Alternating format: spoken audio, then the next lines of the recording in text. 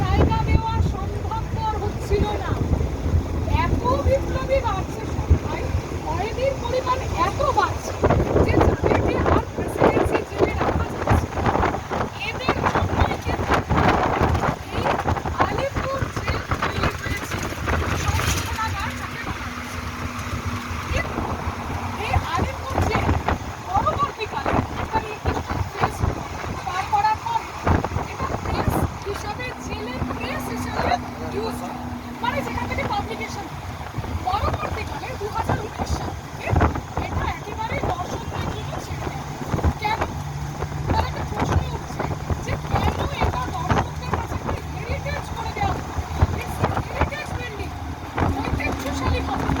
তার নিশ্চয়ই কোনো না কোনো উদ্দেশ্য আছে, জেলটা জনগণের কাছে তুলে ধরা।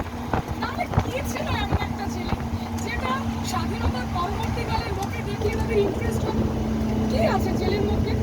জেলের মধ্যেকার জীবন আমরা এইটুকু বুঝতে পারি যে খুব কষ্ট, কিন্তু আর কোনো অভিজ্ঞতা নেই, আর ইচ্ছেও কাটবে না।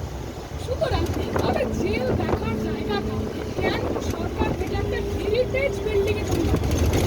কারণ এই জেলে যারা বন্দী ছিলেন, চিত্তরঞ্জন দাস, সতীন্দ্রনাথ সেনগুপ্ত, বিধানচন্দ্র রায়, সুভাষচন্দ্র বসু, জওহরলাল নেহরু, দীনেশ গুপ্ত, কানাইলাল দত্ত সহ আরো প্রচুর বিপ্লবী, যাদের নাম করে পারিস, বইয়ে পড়ে এসেছিস এবং ক্লাস 10-এ আবার সিলেবাসে পড়বি। এমনটা নয় যে ক্লাস 8-এই পড়ছিস, আবার সিলেবাসে পড়বি। সেই সমস্ত ব্যক্তিরা কিভাবে থাকতেন, কিভাবে এই যে বিখ্যাত লোক যাদের নাম তোরা ইতিহাসে নিশ্চিত করবি, তাদের জীবনের অংশগুলো কিভাবে কেটেছে, কোনো রকম আমোদ প্রমোদ ছাড়া কতখানি যন্ত্রণার মধ্য দিয়ে তাদের এই সময়টা তারা পার করেছেন, সেই যে অনুভূতিটা আমরা এখান থেকে পাবো। কিভাবে জেলের মধ্যে তাদেরকে রাখা হতো, কিভাবে ফাঁসির জায়গাটা হতো, ফাঁসির পরে ডেড বডিকে কিভাবে ডাক্তাররা পরীক্ষা করতেন তার কক্ষ, যখন ফাঁসি দেওয়া হচ্ছে সাজাপ্রাপ্ত বিপ্লবীরা যাতে সেই ফাঁসিটা সচক্ষে দেখেন এবং দেখে যাতে ভয়ে কেঁপে ওঠেন এবং ভয়ে ব্রিটিশদের কাছে সব ইনফরমেশন দিয়ে দেন, এই সবগুলো ওখানে তোরা দেখতে পাবে।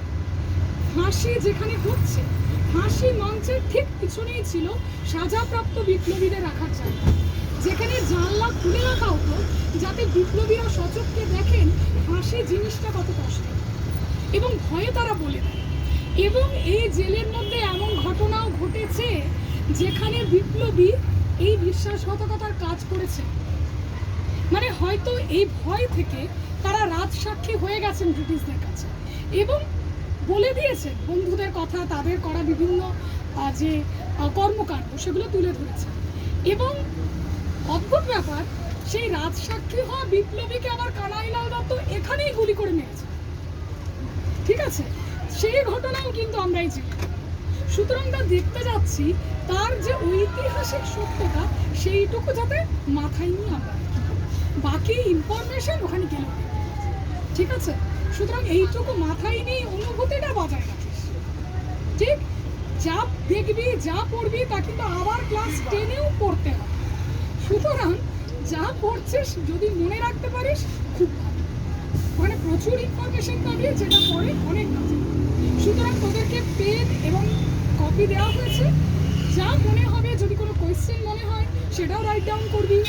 যদি কোনো ইনফরমেশন নেওয়া পার্টিকুলার যদি সুযোগ হয় বলে দেবো কোন কোনগুলো তোদের সিলেবাসে আছে, সেগুলোও কিন্তু সেখান থেকে তোরা তুলে নিতে পারিস। ওকে, দ্যাটস ইট।